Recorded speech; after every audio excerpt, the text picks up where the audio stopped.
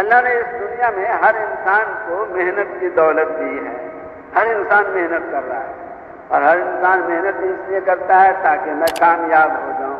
کیوں بھائی، کوئی ایسا بھی ملا آپ کو جو کہہ رہا ہو کہ میں محنت کر رہا ہوں تاکہ میں ناکام ہو جاؤں؟ ناکام ہونے کے لیے انسان محنت کرتا ہے یا کامیاب ہونے کے لیے؟ اب کامیاب ہونے کے لیے محنت کرنے والے تو بہت مل جائیں گے، لیکن کامیاب کون ہوتا ہے؟ کامیاب وہ ہوتا ہے جس کی محنت صحیح ہوتی ہے، وہ کامیاب ہوتا ہے۔ جس کی محنت غلط ہوتی ہے وہ ناکام ہوتا ہے۔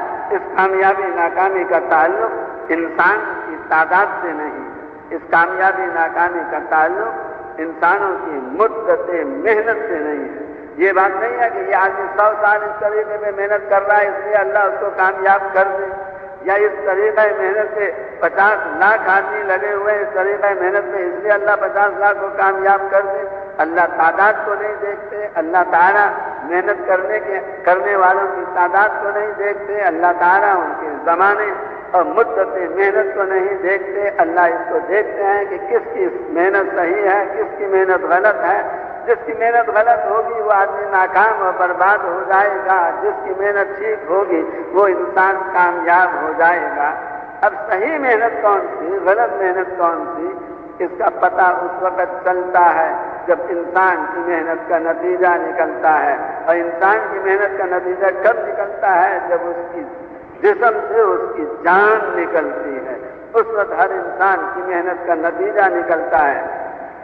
لہذا جس کی جان نکلنے لگی، موت کا وقت آیا، اس وقت جو انسان کامیاب ہوا ہے وہ اللہ کے نزدیک کامیاب ہے، اور جو مرتے دم ناکام ہو گیا وہ ہمیشہ کے لیے ناکام اور برباد ہے۔ محنت کرنے کے زمانے میں تو ہر آدمی کہہ سکتا ہے کہ میری محنت بہت اچھی، بڑی مضبوط، بہت کامیابیاں دلانے والی، لیکن محنت کے خاتمے پر جب نتیجہ نکلتا ہے اس وقت پتہ چلتا ہے کون کامیاب ہوا کون ناکام ہوا۔